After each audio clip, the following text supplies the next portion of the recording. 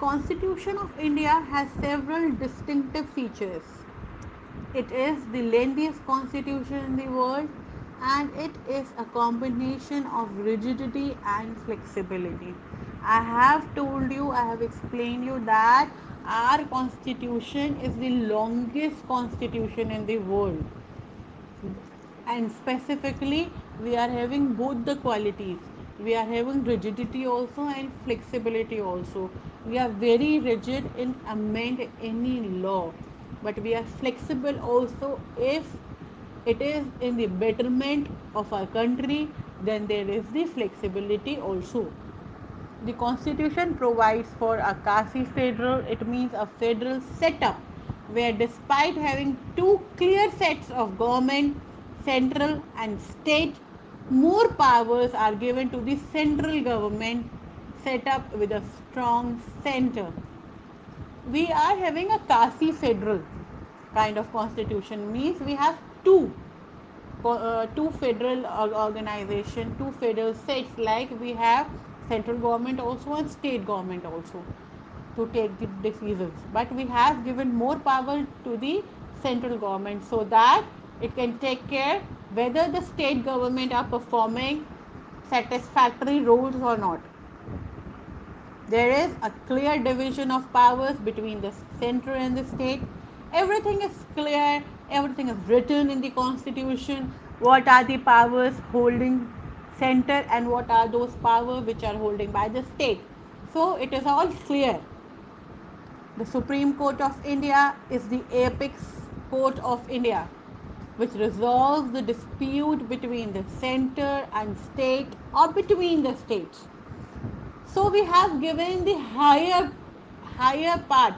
We are giving the higher platform to the Supreme Court of India, where the Supreme Court is the apex court, means the main court, means the topmost court of India, who can resolve any of the dispute, whether it is between the center or between the center and the state or between any of the governance. The Supreme Court has the final decision making authority. India has a parliamentary democracy. We have a parliamentary democracy. If we want to pass any bill, if we want to have any law, if we want to discuss anything, then it should be first discussed in the parliament. Then it will go to the president house, then to the chief justice of India, who is the legal officer, who will decide whether that law should be passed or not, and to be made for the betterment of the country or not. The Council of Ministers, headed by the Prime Minister, enjoys the real power and is responsible to the Parliament. The Indian Constitution provides for the fundamental rights which are justifiable. The fundamental duties have also been added to the Constitution.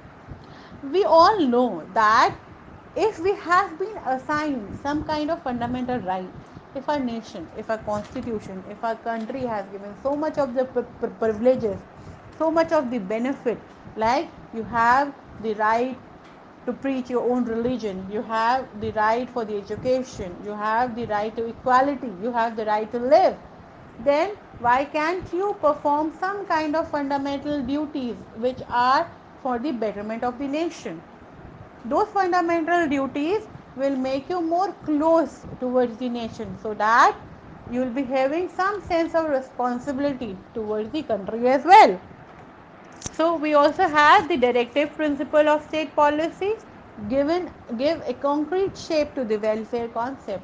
We have the direct principles also, like we have made such kind of principles on which the every state should be based upon. Like you can say that the maternity benefit for the um, expecting mothers. We have the right to education for all the children. We are having the Labor Act, like no of the children should be working who are under the age till 14.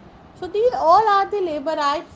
These all are the things which have been given as a directive principle to all the states of the country. It is a time to undertake a study of Indian federalism with a view to evaluate the difficulties which have developed in several areas of governance and to seek to evolve ways and means to meet the challenging task of making the Indian Federation a more strong and workable system so that the country may meet the task of self improvement and development.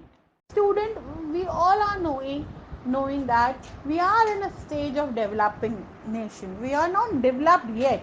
That is the reason we are working so hard. We are progressing every day. We are making our economy grow by the help of what? By the help of our constitution, our Indian federalism. So we have to keep working on that. Students, before summarizing this chapter, let me show you this picture. This picture shows the page from the Constitution of India at the Parliament Museum, Parliament Library Building, New Delhi. This is the actual image.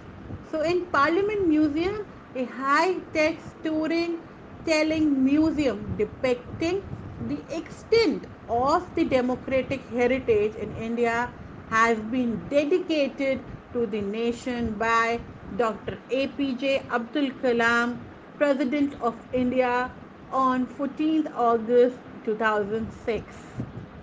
So, student, here your whole chapter is finished. Thank you and have a lovely day.